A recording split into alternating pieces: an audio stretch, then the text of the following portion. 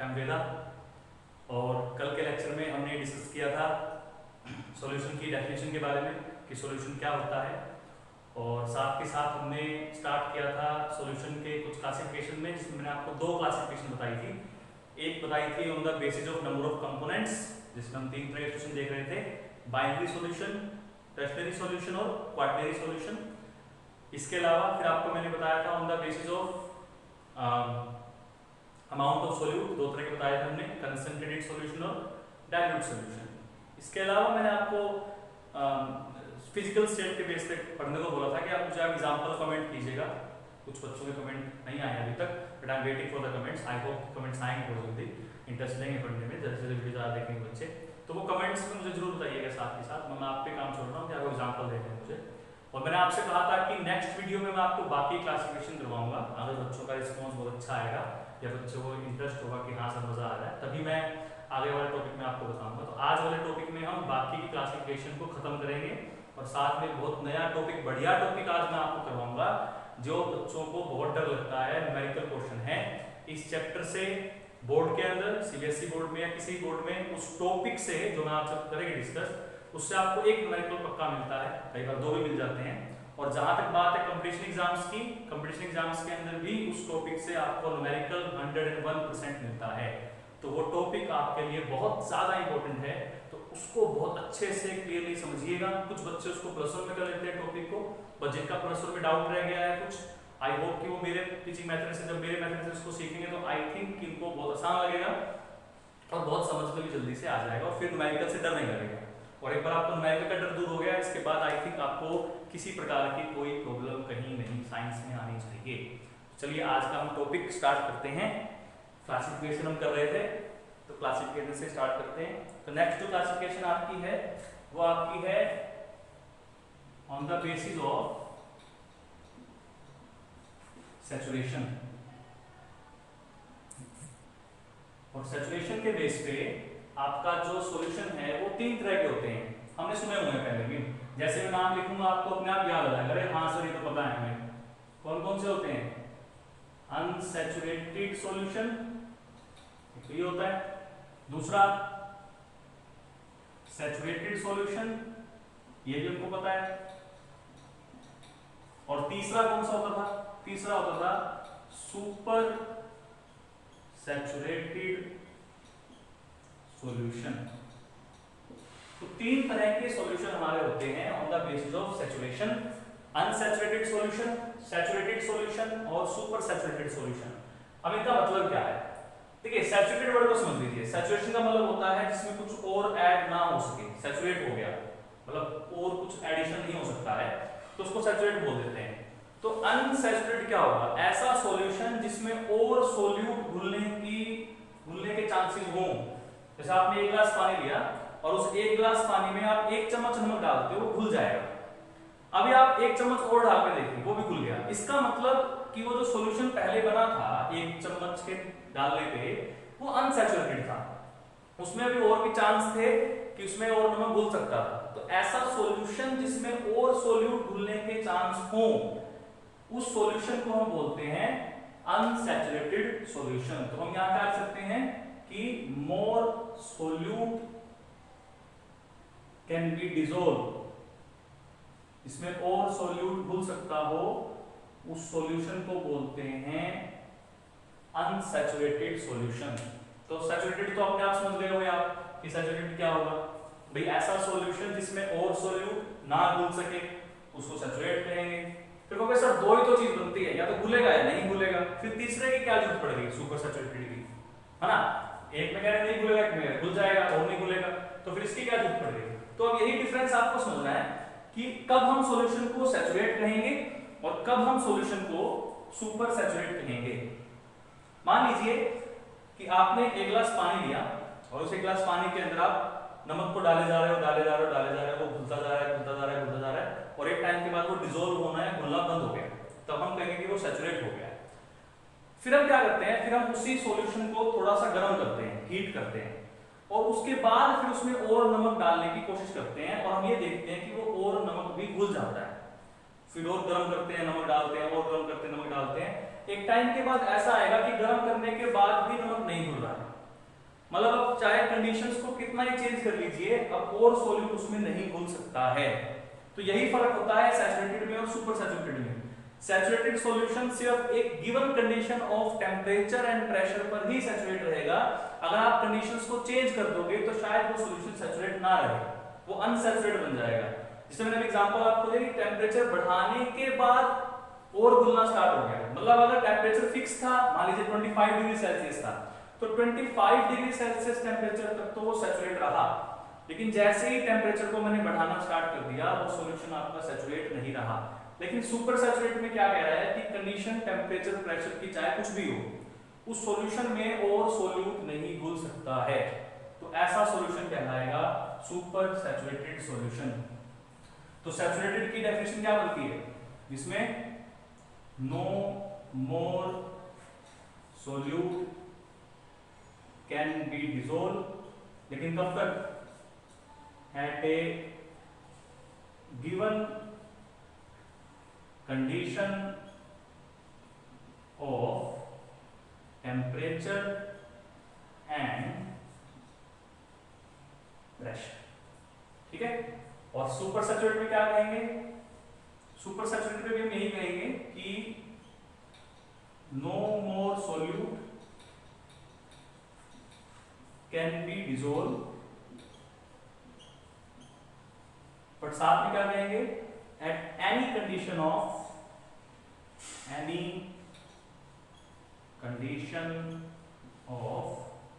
Temperature and pressure. कुछ बच्चों को लग रहा होगा कि सर ये टर्म सब क्यों बता रहे हैं, सर टाइप्स की हमें क्या जरूरत है, कहाँ काम आनी है, ये तो हमें वैसे ही पता होती है, सर फिर क्यों बता रहे हैं। ये सब बातें बेटा मैं आपको इसलिए बता रहा हूँ क्योंकि होता क्या है कि जब आप कोई न्यूमेरिकल करते हो या कोई टॉपिक पढ़ रहे होते हो तो उसमें ये वर्ड्स लिखे होते हैं, किसी न्यूमेरिकल में लिखा होता है, मान लीजिए कि ये सैचुरेटेड सॉल्यूशन, तो जब आप न्यूमेरिकल करते हो तो आपके दिमाग में आ जाता है अरे हाँ सैचुरेट दिया हुआ है, इसका मतलब इसमें और सॉल्यूट नहीं घुल सकता होगा, तो उससे आप उसकी सारी कंडीशंस मेजर कर सकते हो कि हाँ ये कंडीशन पे रहेगा, ये चेंज कर सकते हैं, ये नहीं कर सकते हैं। जैसे हमने कंसंट्रेटेड पढ़ा, तो कंसंट्रेटेड का मतलब होता है अभी हम उसमें सॉल्यूट के अमाउंट को रिलेट नहीं कर सकते हैं, तो कैलकुलेशन करते टाइम या कोई डेरिवेशन करते टाइम हमें ध्यान रखना होगा कि सॉल्यूट का अमाउंट हमें रिलेट करना है कि नहीं करना है। डाइल्यूट में कर सकते हैं ना, लेकिन कंसंट्रेटेड में नहीं कर सकते हैं। इसी तरह आपको बोलता हूँ एक बाइनरी सॉल्यूशन गिवन है आपको, तो आपको पता होगा ना कि हाँ बाइनरी बोल रहे हैं सर, इसका मतलब इसमें सिर्फ दो ही कंपोनेंट लेने हैं हमें, एक सोलवेंट लेना है, एक सोल्यूट लेना है। तो इसीलिए इन टर्म्स को पहले बताना जरूरी होता है, ताकि जब आप चैप्टर में आगे पढ़ो, कहीं पे मैं कोई टर्म यूज करता हूँ तो आपको पता हो हाँ सर ने ये टर्म बताई थी, इसका ये मतलब होता है। या किसी न्यूमेरिकल में आ जाए तो कहोगे हाँ सर ये तो पता है, ये तो हमने बताया था, इसीलिए हम टर्म्स को कर रहे हैं। तो आई होप कि ये समझ में आया होगा आपको कि सैचुरेटेड, सुपर सैचुरेटेड या अनसैचुरेटेड सॉल्यूशंस क्या होते हैं। एक लास्ट हम क्लासिफिकेशन कर सकते हैं, वो होती है on the basis of nature of solvent. Solvent देखिए, हम जो सॉल्वेंट लेते हैं, आपके दिमाग में जो सॉल्वेंट आता है, आपके दिमाग में सॉल्वेंट एक ही आता है, वो आता है पानी, है ना। तो पानी के ऊपर सोम क्या आता है कि पानी दे, पानी तेरा रंग कैसा, तो वो क्या कहता है जिसमें मिला दो लगे उस जैसा। तो पानी कैसा सॉल्वेंट हुआ, पानी एक यूनिवर्सल सॉल्वेंट हुआ जो हर जगह काम आ जाता है आपके। लेकिन इसके अलावा और भी बहुत सारे सॉल्वेंट हम यूज करते हैं अगर कुछ केमिकल रिएक्शंस के अंदर, पानी के अलावा जब पानी यूज नहीं कर सकते हैं, जैसे अमोनिया हो गया, HF हो गया, एसिटिक एसिड हो गया, H2SO4 हो गया, तो और भी बहुत सारे लिक्विड्स ऐसे हैं जो एज ए सॉल्वेंट यूज कर सकते हैं। और लिक्विड क्या है, हम सॉलिड यूज कर सकते हैं। जैसे हम ज्वेलरी पहनते हैं सोने की, तो उसमें क्या करते हैं, सोने के अंदर हम कॉपर मिलाते हैं। 22 कैरेट में जो सोना आता है उसमें 22 कैरेट सोना होता है, 2 कैरेट में कॉपर होता है, तो वहां पर सोना क्या है, वो सॉल्वेंट है, और कॉपर क्या है, वो सोल्यूट है, क्योंकि वहां रिएक्शन नहीं होती है कोई। तो सॉल्वेंट पानी को भी होना जरूरी नहीं है, और भी सॉल्वेंट हमारे पास हो सकते हैं। तो मैं आपसे कह रहा हूं कि अगर हम on the basis of solvent कह रहे हैं, नेचर ऑफ सॉल्वेंट कह रहे हैं, नेचर ऑफ सॉल्वेंट कह रहे हैं, तो उसके लिए दो तरह के सॉल्यूशन हो सकते हैं। एक जिसको हम कहेंगे एक्वस सॉल्यूशन,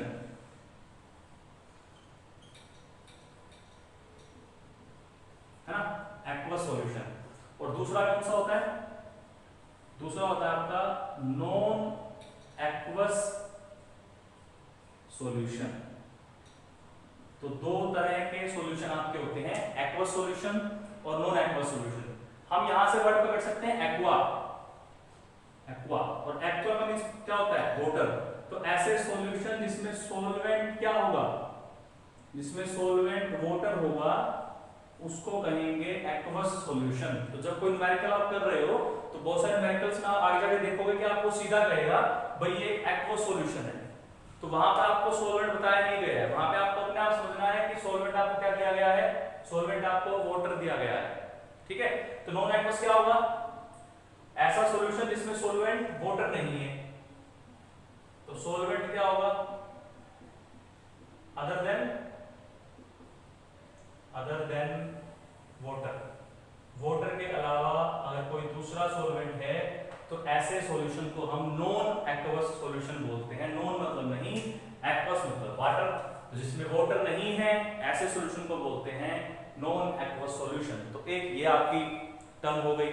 इसके अलावा और भी बहुत सारी क्लासिफिकेशन बनती है हमारी, बट हम ज्यादा नहीं कर रहे हैं, वो धीरे धीरे जैसे चैप्टर आगे बढ़ेगा तो मैं वहां बीच बीच में जहां भी यूज करना होगा मैं साथ के साथ आपको डिस्कस कर दूंगा कि ये बेटा इसका ये मतलब होता था, ये भी एक टाइप बन सकती है ना।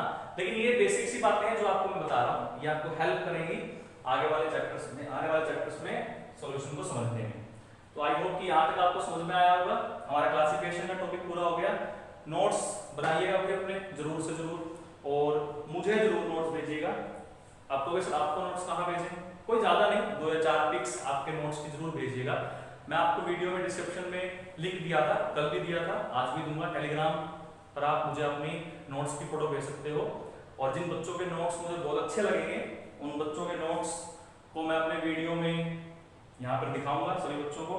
साथ में अपने स्कूल का नाम जरूर बताइएगा कि आप किस स्कूल से पढ़ते हैं, उस स्कूल के नाम को भी हम जरूर बताएंगे, और साथ में आप अपने स्कूल के केमिस्ट्री टीचर का नाम भी जरूर बताइएगा कि ये सर या मैम हमको पढ़ाते हैं, ठीक है। तो आई होप कि आप मुझे अपने नोट्स भेजोगे, इम्प्रोवाइज कीजिएगा नोट्स को कुछ, ताकि मैं देख सकूं कि बच्चे कितना सीख रहे हैं मुझसे, और बाकी बच्चों को मैं दिखा सकूंगा, बाकी बच्चों के लिए एक इंस्पिरेशन बने कि हाँ भाई हम पढ़ते हैं, नोट्स बनाते हैं। तो अच्छे से नोट्स बनाइएगा, मुझे जरूर प्लीज भेजिएगा। और अगर आपको मेरा पढ़ाया हुआ अच्छा लगे तो मेरी फीस जो मैंने कल भी आपको बोली थी छोटी सी है, एक छोटा सा सब्सक्रिप्शन, एक बटन तो क्लिक करना है, वो कर दीजिए, सब्सक्राइब कर दीजिए। इससे आपको पूरा सिलेबस फ्री ऑफ कॉस्ट पढ़ने को मिल रहा है, और आई होप कि मैं अच्छा ही पढ़ा रहा हूँ, शायद इतना बुरा भी नहीं पढ़ा रहा होगा। तो उम्मीद करता हूँ कि आप मुझे थोड़ा सा तो सपोर्ट इस बात में करेंगे कि मुझे चैनल को शेयर भी करेंगे, लाइक भी करेंगे, और सब्सक्राइब भी करेंगे, और कमेंट भी करेंगे अपने डाउट्स को, ठीक है। तो प्लीज कीजिएगा, तभी मुझे पढ़ाने में ज्यादा मजा आएगा। अगर बच्चे रिस्पॉन्स नहीं देंगे तो टीचर को पढ़ाने में मजा भी नहीं आता है। टीचर को पढ़ाने में मजा तब आता है जब सामने से बच्चे रिस्पॉन्स दे रहे हो कि हाँ सर पढ़ाइए, हमें मजा आ रहा है और पढ़ाइए, ठीक है। चलिए, तो हमने क्लासिफिकेशन खत्म कर ली। अब हम एक नया टॉपिक करने वाले हैं, जिसके बारे में आज मैंने आपको वीडियो के स्टार्टिंग में कहा था कि उस टॉपिक से आपको न्यूमेरिकल क्वेश्चन सोल्व होता है, और बहुत अच्छे से होता है। तो आई होप कि आप उस टॉपिक को आप समझेंगे अच्छे से। टॉपिक का नाम है सॉल्यूशन की कंसंट्रेशन कैसे निकालेंगे, कंसंट्रेशन ऑफ ए सॉल्यूशन। ये बहुत बहुत इंपॉर्टेंट टॉपिक है भाई सॉल्यूशन चैप्टर का। 11th में भी आता है आपके मोल कंसेप्ट में, आता है ना मोल कंसेप्ट में, वहां सीखते हो आप। तो जिन बच्चों ने वहां सीखा हुआ है बहुत अच्छी बात है, उनकी रिवीजन हो जाएगी, और जो बच्चे 11th में अच्छे से नहीं सीख पाए वो अब सीख लीजिएगा।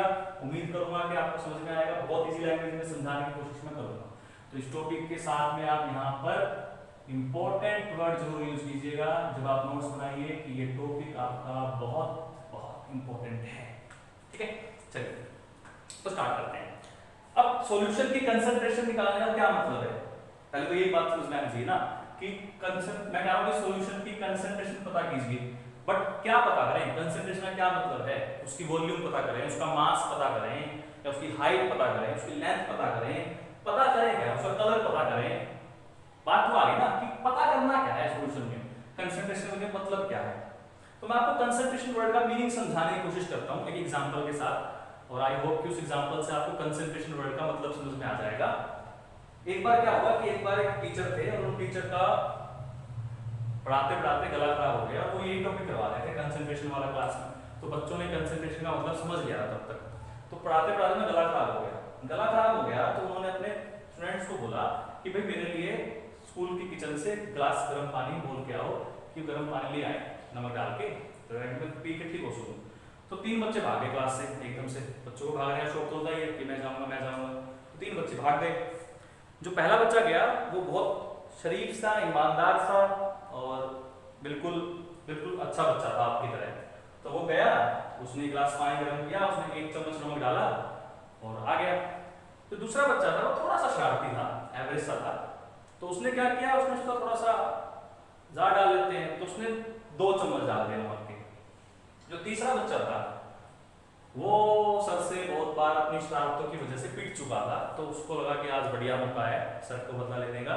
तो वो उस पानी में जब तक नमक डालता रहा जब तक वो पूरी तरह से घुलना बंद नहीं हो गया। चलिए जी, अब आए तीनों क्लास में। सर को तो पता था बच्चे कैसे हैं, तो सर ने ये टॉपिक पढ़ा रखा था। तो पूछते हैं चलो साथ में रिवीजन की हो जाएगी और ये बता जाएगा कौन क्या लेके आया है। तो पहले बच्चे से पूछा कि बेटा बताओ कंसंट्रेशन क्या है इसकी। तो पहला बच्चा बोला सर मैंने 1 गिलास पानी में 1 चम्मच नमक डाला है। कह रहा वेरी गुड, बेटर। दूसरे बच्चे से पूछा बेटा तुम बताओ क्या कंसंट्रेशन लेके आए हो। कह रहा सर मैंने 1 गिलास पानी में ना 2 चम्मच नमक डाल दिया गलती से। कह रहा चलो कोई बात नहीं, हो जाता है ना। तीसरे बच्चे की बारी आई। तीसरा बच्चा क्लास से भाग गया। अब आप समझ गए क्यों भाग गया, क्योंकि जब टीचर को बताता कि सर जब तक नमक डालता रहा जब तक नमक घुलना बंद नहीं हो गया है, तो वो पिटाई होती दोबारा से, तो वो भाग गए।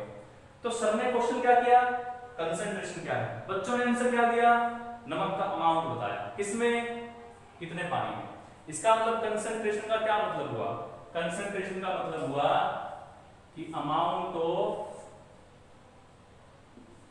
Solute present in given amount of solvent, या हम कई केसेस में सॉल्यूशन भी बोल देते हैं कि किसी सॉल्यूशन में कितना सोल्यूट प्रेजेंट है। देखिए आ गया समझ में। आई थिंक अब आप कंसंट्रेशन की डेफिनेशन को नहीं भूलोगे, अब आपको बहुत अच्छे से कंसंट्रेशन का मतलब समझ में आ गया होगा कि कंसंट्रेशन होता है किसी भी गिवन अमाउंट ऑफ सॉल्वेंट में हमने कितना सोल्यूट घोला है। Amount of solute present in a given amount of solvent और solution is called the concentration of solution. Mostly cases में हम सॉल्यूशन ही वर्ड यूज करते हैं, सॉल्वेंट नहीं करते हैं, बट कहीं कहीं आपको लिटरेचर में सॉल्वेंट भी मिल जाता है, इसलिए मैं दोनों ही बता रहा हूं आपको। तो किसी भी सॉल्यूट में या किसी भी सॉल्यूशन में या सॉल्वेंट में कितना सॉल्यूट प्रेजेंट है उसके अमाउंट को बोलते हैं कंसंट्रेशन। अब कंसंट्रेशन को निकालने के बहुत से तरीके हो सकते हैं, वो डिपेंड करता है कि हमारी कंडीशंस क्या हैं आसपास की, या हमने सॉल्यूट किस तरह का यूज किया है, सॉलिड लिक्विड या गैस, या सॉल्वेंट हमने किस तरह का यूज किया है, सॉलिड लिक्विड गैस। तो उन सभी बातों को देखते हुए कंसंट्रेशन को निकालने के बहुत से तरीके होते हैं। तो आज मैं आपको सबसे पहले कुछ तरीके बताऊंगा, कुछ मेथड्स, कुछ फॉर्मूले बताऊंगा कंसंट्रेशन निकालने के। कुछ फॉर्मूले शायद हम नेक्स्ट वीडियो में भी करें अगर आज कंप्लीट नहीं हो पाते हैं तो। और फिर उनसे रिलेटेड हम कुछ न्यूमेरिकल्स करवाएंगे बहुत अच्छे से, जिससे आपको न्यूमेरिकल का डर भी दूर हो जाएगा कि न्यूमेरिकल करना कैसे है। तो आई थिंक आपको अब तक समझ में आ रहा होगा, मजा भी आ रहा होगा पढ़ने में। स्टोरी सुन के अच्छा लगा, अपने दोस्तों को भी स्टोरी सुनाइएगा कि आज सर ने स्टोरी सुनाई थी, बहुत मजा आया। और आपको देखना है कि आपको किस तरह का बच्चा बनना है। फर्स्ट बच्चा जो 1 चम्मच नमक लेके आया था, या लास्ट वाला जो बेचारा नमक भूलते रह गया। जैसा आप बनोगे वैसे टीचर आपको ट्रीट करेगा, ठीक है। तो सबसे पहला फॉर्मूला क्या होता था, सबसे पहला फॉर्मूला होता है निकालने का, अगर आपने कभी दवाई की बोतल देखी हो अपनी पीने की या खाने की दवाई होती है, उसके पीछे लिखा होता है केमिकल्स का अमाउंट, ये इतने अमाउंट इसमें डाला हुआ है, कोई भी साल्ट डाला हुआ है, कुछ भी डाला हुआ है, और उसके ब्रैकेट में लिखा होता है W/W या V/V, इस तरह से लिखा होता है। नहीं लिखा होगा आज देखना जाके आप वीडियो के बाद आप देखना कि उसमें कुछ लिखा होगा कि नहीं लिखा होगा, ऐसा W/W या V/V करके कुछ लिखा होगा, है ना, तो वो देखना। तो उसी के बेस पे उसको क्या बता रहा है, वो कंसंट्रेशन बता रहा है, हमने इतना यूज किया है अमाउंट, ठीक है। तो उसको बोलते हैं बाय परसेंटेज। तो कंसंट्रेशन निकालने का सबसे पहला मेथड क्या है, बाय परसेंटेज। और परसेंटेज निकालने में 3 तरीके फॉर्मूले होते हैं। पहला,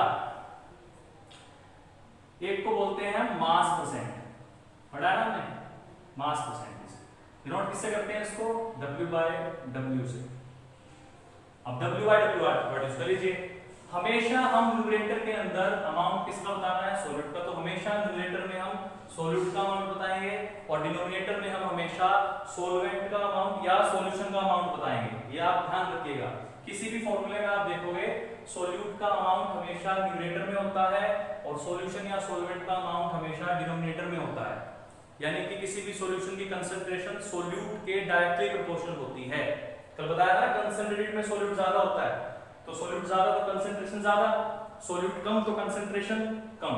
तो फॉर्मूला क्या होता है? फॉर्मूला होता है मास ऑफ या weight of solute divide by mass of solution. तो परसेंटेज निकालनी होती है तो मल्टीप्लाई किससे करेंगे? 100 से। तो ये आपका पहला फॉर्मूला हो गया। ये फॉर्मूला हम यूज किसके लिए करते हैं? ये फॉर्मूला यूज करते हैं जब हमारे सोल्यूट और सोलवेंट जो है वो सॉलिड या लिक्विड है, दोनों सॉलिड हो या एक सॉलिड हो एक लिक्विड हो या दोनों लिक्विड हो, उस केसेस में हम क्या करते हैं? इस फॉर्मूले को यूज कर सकते हैं, कोई दिक्कत नहीं है। इसी तरह से दूसरा फॉर्मूला क्या होता है आपका? दूसरा फॉर्मूला होता है आपका आज का वॉल्यूम परसेंटेज। डिनोट किससे करते हैं इसको? डिनोट करते हैं इसको V बाय V से।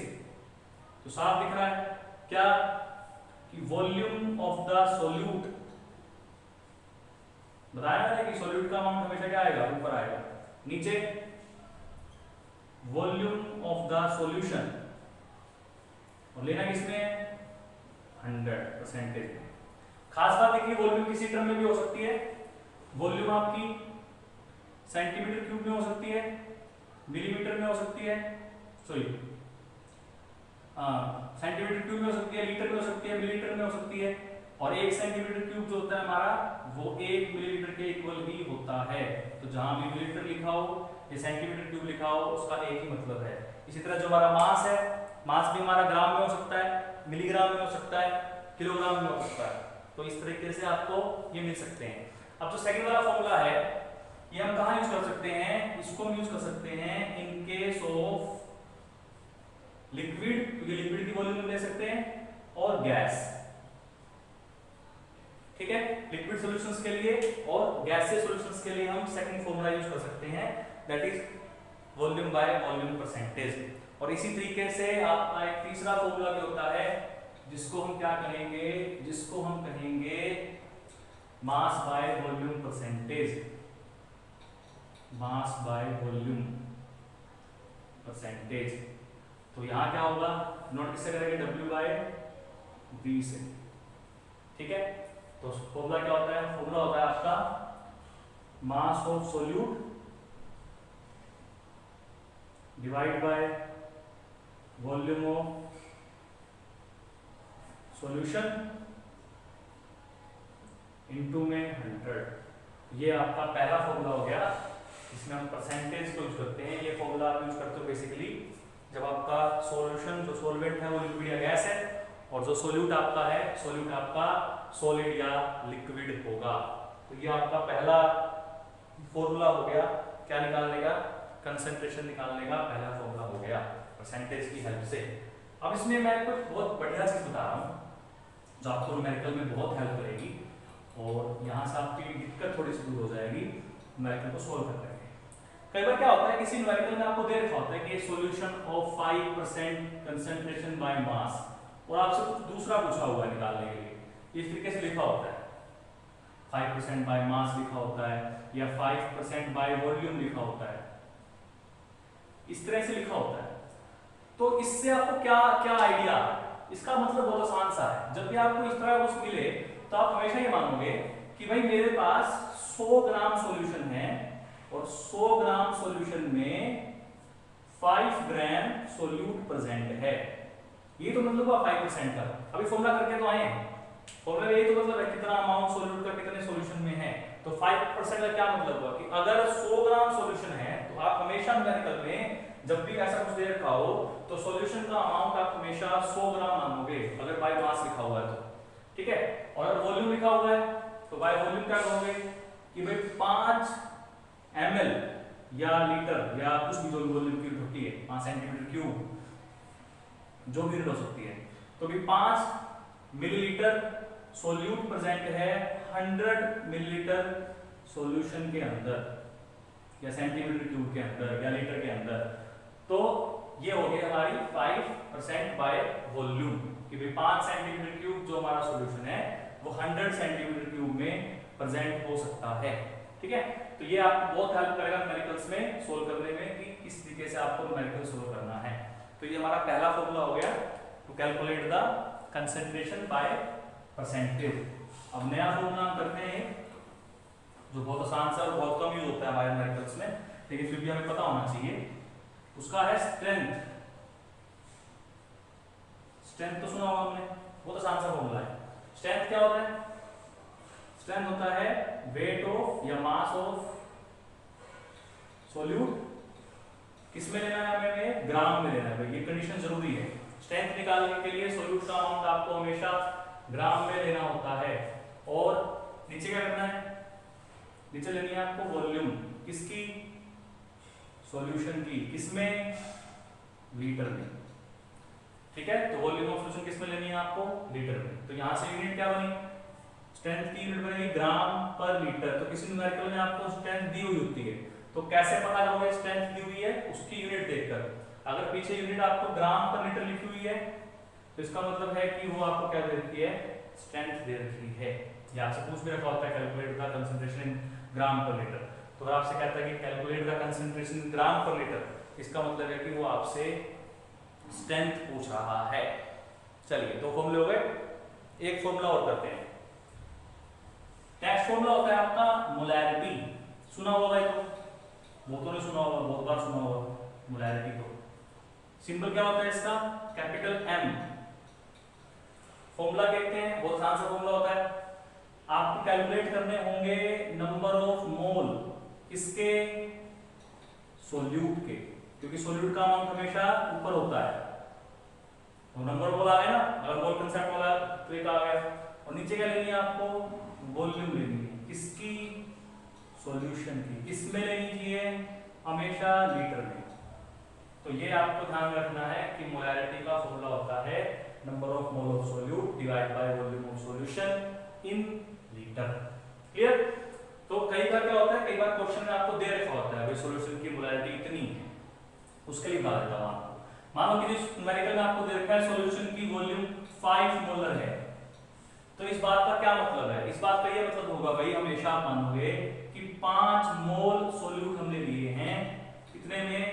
1 लीटर सॉल्यूशन में। या तो ये बोलिए या ये बोलिए भाई 5 मोल हमने सॉल्यूट लिए हैं 1000 सेंटीमीटर क्यूब या 1000 ml में, क्योंकि 1 लीटर में 1000 सेंटीमीटर क्यूब होते हैं। 1 लीटर में 1000 सेंटीमीटर क्यूब होते हैं, याद रहेगा। और 1 सेंटीमीटर क्यूब और 1 मिलीलीटर तो बराबर होते हैं, तो मतलब 1 लीटर हमारा 1000 मिलीलीटर के बराबर भी होता है। तो आई थिंक बच्चों आपको समझ में आ रहा होगा जो मैं करवा रहा हूँ। मेरा मेथड आपको थोड़ा सा अच्छा लगा होगा पढ़ाने का, जो मैं आपको सिखा रहा हूँ आपको लगा होगा हाँ कुछ मजेदार तो है। तो प्लीज आपसे जो रिक्वेस्ट कर रहा हूँ, ज्यादा कुछ नहीं बोला मैंने आपको, सिर्फ एक सब्सक्राइब मेरी फीस वही है पढ़ाने की, वो कर लीजिए। लाइक शेयर आपकी मर्जी है, आपको अच्छा लगेगा तो आप करोगे, नहीं अच्छा लगा तो नहीं करोगे। ठीक है, ये आ गया। अच्छा, फिर क्वेश्चन के बाद आता है कि what is the relation between molarity and strength. Relation between molarity and strength. Molarity और स्ट्रेंथ में क्या रिलेशन हो सकता है? बहुत आसान सा है। देखिए, मोलैरिटी को हम m लिखते हैं, नंबर ऑफ मोल क्या होता है? अगर हम फॉर्मूले की बात करें नंबर ऑफ मोल की तो बहुत से फॉर्मूले होते हैं, लेकिन हम एक ही यूज करेंगे। क्या? Given weight of solute divide by molar mass of solute. ये होता है given weight of solute bye में मोलर मास। तो यहां पर मोलर मास को हम m डैश से नोट कर देते हैं। ठीक है, तो यहां से क्या लिखना चाहिए? यहां से w वेट बाय में m डैश इनटू में वॉल्यूम ऑफ द सॉल्यूशन। अब ध्यान से देखिए, मास ऑफ सॉल्यूट और वॉल्यूम ऑफ द सॉल्यूशन क्या होती है? स्ट्रेंथ। तो यहां से मोलैरिटी किसकी आ गई? मोलैरिटी आ गई strength and divide by molar mass of solute. तो आपको यहां से अगर स्ट्रेंथ निकालनी है, मोलैरिटी दी हुई है तो वो निकाल सकते हो, मोलैरिटी दी हुई है तो स्ट्रेंथ निकाल सकते हो। ठीक है, ये आपका एक फॉर्मूला और हो गया। एक फॉर्मूला और करते हैं, आसान सा है, बहुत छोटा सा फॉर्मूला है, उसके बाद देखते हैं कितना टाइम हमारे पास होगा। नेक्स्ट फॉर्मूला आपका ऐसे ही होता है बेटा, जिसको आप पढ़ते हो उसको बोलते हो मोलैलिटी। मोलैलिटी, और मोलैलिटी का सिंबल क्या होता है? मोलैलिटी का सिंबल होता है स्मॉल एम। ठीक है, तो फॉर्मूला क्या होता है? बहुत आसान सा होता है, वही सेम, नंबर ऑफ मोल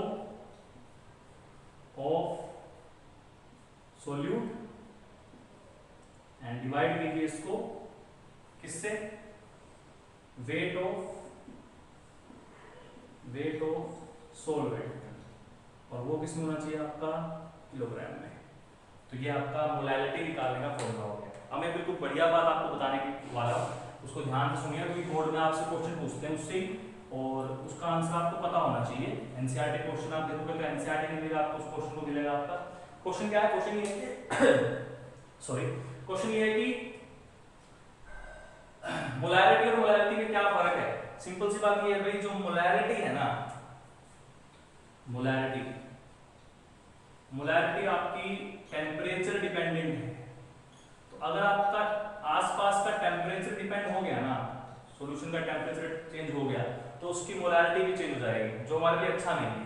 मान लीजिए लैब में आपको एक्सपेरिमेंट कर रहे हो और आप कोई सॉल्यूशन बनाते हो तो सुबह के टाइम बनाते हो, और सुबह के टाइम टेम्परेचर कम होता है, लेकिन आपको करना उसको एक्सपेरिमेंट को दोपहर को है, दोपहर को टेम्परेचर बढ़ गया, तो उससे क्या होगा? उसकी मोलैरिटी चेंज हो जाएगी। क्यों? क्योंकि मोलैरिटी डिपेंड करती है वॉल्यूम पे, और वॉल्यूम टेम्परेचर पे डिपेंड करती है। तो टेम्परेचर चेंज होगा तो मोलैरिटी चेंज होगी। इसीलिए लैब के अंदर हम जो सॉल्यूशन बनाते हैं वो मोलैलिटी में बनाते हैं, क्योंकि मोलैलिटी जो है आपकी, वो आपकी टेम्परेचर इंडिपेंडेंट है। और टेम्परेचर इंडिपेंडेंट क्यों है? क्योंकि मोलैलिटी जो है वो वेट पे डिपेंड कर रही है, मास पे डिपेंड कर रही है, और मास के ऊपर टेम्परेचर से कोई फर्क नहीं पड़ता है। तो ये आपका फॉर्मूला हो गया। अब मैं आपको थोड़ा सा होमवर्क दे रहा हूँ, आई होप कि आप करोगे। बाकी के फॉर्मूले हम कल करेंगे, साथ में न्यूमेरिकल्स भी करेंगे कल, हो सके तो पॉसिबल। आज के लिए इतना काफी है।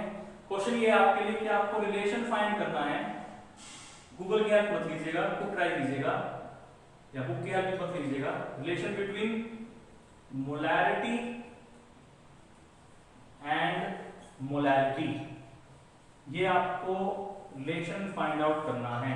मीन्स के आपको रिलेशन फाइंड आउट करना है कैपिटल एम और स्मॉल एम के बीच में। ठीक है, गिवन क्या है आपको? एक चीज गिवन कर देता हूं, गिवन आपको है डेंसिटी ऑफ द सॉल्यूशन, ये आपको गिवन है, सॉल्यूशन की डेंसिटी आपको गिवन है, जिसको हम डी से डिनोट करते हैं। ठीक है, तो यहां तक के टॉपिक को याद रखते हैं। आई थिंक आपको आज का टॉपिक बढ़िया लगा होगा, मजेदार लगा होगा, आपको थोड़ी उम्मीद जागी होगी कि हाँ सर अब आप थोड़ा सा लग सकते हो कि न्यूमेरिकल हमें करवा दोगे अच्छे से, हमारा डर दूर हो जाएगा न्यूमेरिकल्स का।